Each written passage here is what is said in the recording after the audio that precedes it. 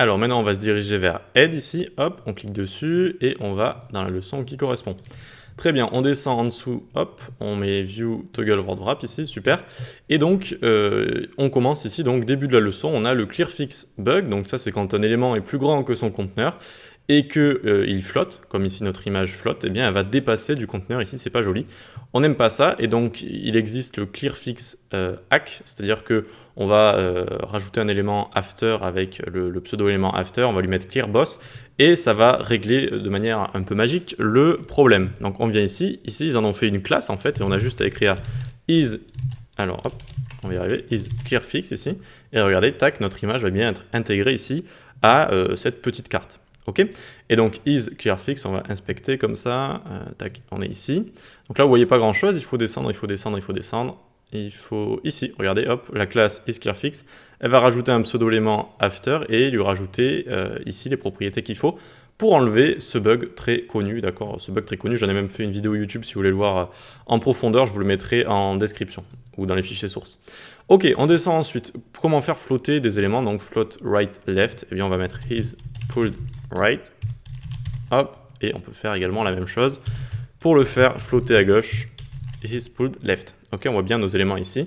Float gauche, alors je me suis trompé, c'est celui-là qui est à gauche et celui-là qui est à droite.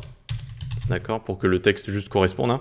Donc là on a bien float droite qui flotte à droite, float gauche qui flotte à gauche. Ok, ensuite on descend, tac, on est ici. On a deux textes, hello world, qui ont du margin et du padding. Ok, et donc on peut facilement enlever tout ça. On a juste à mettre ici is margin less. D'accord, hop. Et là vous voyez donc notre hello world ici n'a plus de margin. Et on peut mettre également is padding less. Et ça fait exactement la même chose, ça enlève le padding. Ok, alors ensuite, juste en dessous, j'ai fait déborder du texte d'un élément comme ça. Et si on veut cacher ce qui dépasse, eh bien on a juste à venir ici, à lui rajouter is clipped. Hop là, nickel. Et ça va lui rajouter overflow hidden. Et donc ça va cacher tout ce qui dépasse, tout simplement. Ensuite, on vient en dessous, hop, cacher un élément. Il y a deux manières de le cacher. Ici, on peut lui rajouter soit la classe isInvisible, donc ça va le cacher, il va disparaître, le premier hello ici, donc là il vient de disparaître du coup, mais il reste sur le DOM, et si on veut vraiment le faire disparaître et le faire disparaître du DOM aussi, on met isHidden comme ça, et hop, on a également fait disparaître un autre hello ici juste au-dessus, d'accord, et il n'existe plus. Donc ensuite on peut cacher un élément mais le laisser pour les liseuses d'écran, donc isSROnly. Tac, donc là on le cache, mais la liseuse d'écran va quand même voir qu'il y a un élément, elle va pouvoir le dire à la personne qui est malvoyante, d'accord? Ça peut être utile dans le cas de quand vous vous concentrez sur votre accessibilité, notamment. Ensuite ici, notre hello world, on va pouvoir lui donner his relative, hop, qui va lui donner la position his relative, d'accord? Donc la position relative. Malheureusement, on ne peut pas donner his absolute, donc ça, faut le changer dans notre CSS.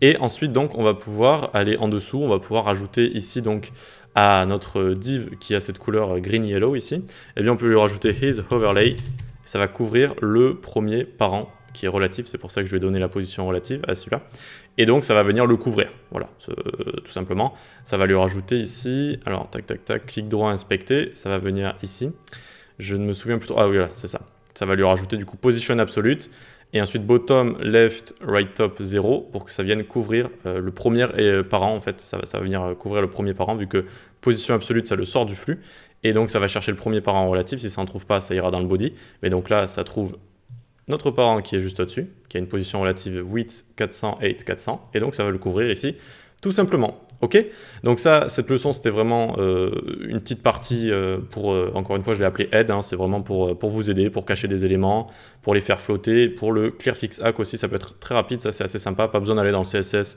faire le pseudo-élément after et tout, vous mettez juste la classe isClearFix et basta, c'est fini.